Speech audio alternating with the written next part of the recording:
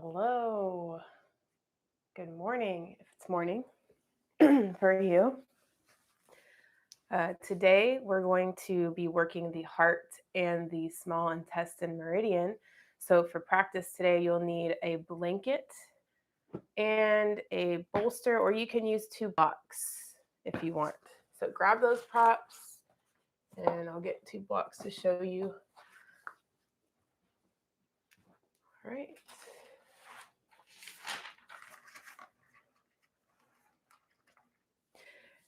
All right, we're going to start in a toe squat.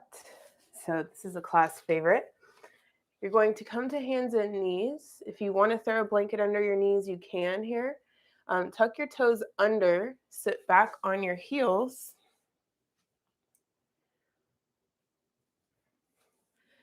And sometimes they call this fire toes. We'll be here for a moment. Just notice your breath.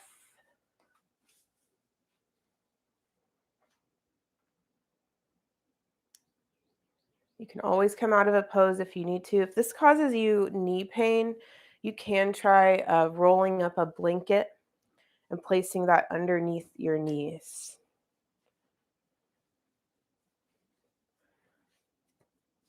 So you would just place that underneath your knees and sit back. And that kind of gives a little bit more space behind the knee to give you a little bit less, hopefully less pain there if you have any pain. So noticing your breath here. And then from here, we're going to take eagle arms. I need a camera person to get me on the camera. All right. Kind of gets my whole head. Let's see. All right. So let's take eagle arms. Right arm on top of the left. You can hug yourself and stay here, or you can pull your palms together and take the full expression of eagle arms. So sitting up tall, breathe. If you want to lift the elbows, you can. If you want to round forward and tuck the chin to the chest, you can do that. Flexing the spine. So the toe squat isn't really it's not really activating that meridian. It's the arms. So the heart meridian, as you're resting there, I'll read to you about it. It has 3 branches, each which begins in the heart. One branch runs downward through the diaphragm to connect to the small intestine.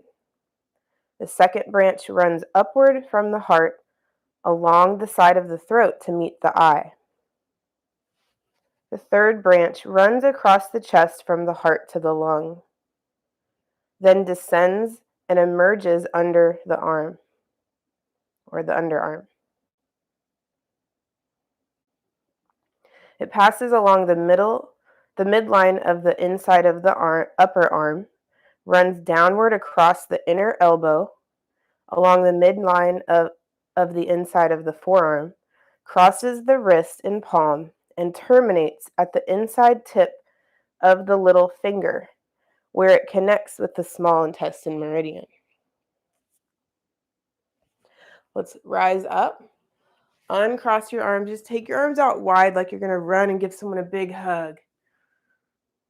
And then we'll switch the crossover arms. So left arm on top of the right. Hug yourself here. If you need to take a little break from your toes, come into tabletop. You can tap the tops of your feet.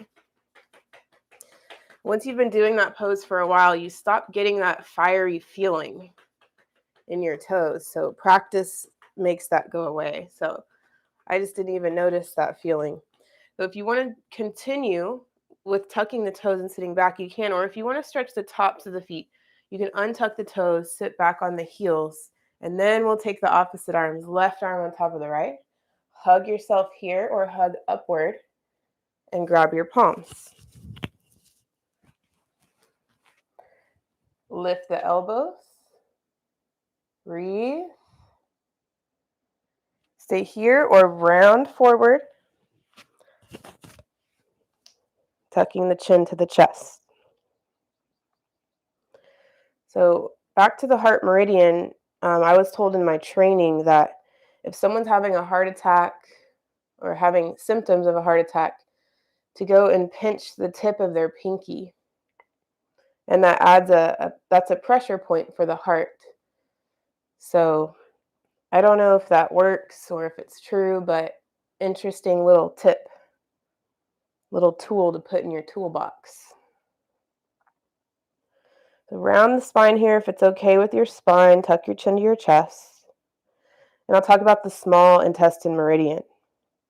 It begins on the outside of the tip of the little finger, crosses the palm and wrist, and passes upward along the posterior aspect of the forearm.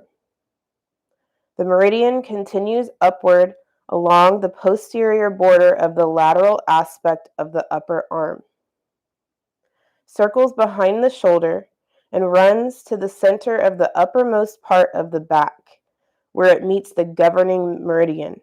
We'll talk about that one later.